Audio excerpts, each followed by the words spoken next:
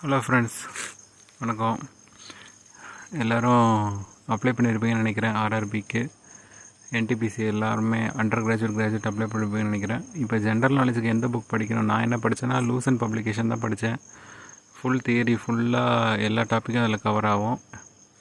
எல்லா டாப்பிக்குமே நான் படித்தேன். ஆக்சுவலாக ஒரு 3 months ஃபுல்லாக டைம் எடுத்து 3 to 4 months ஃபுல்லாமே எல்லா டாப்பிக்கும் நான் எல்லா பேஜும் தியரி ஃபுல்லாக ஒரு டைம் படிச்சுட்டேன்.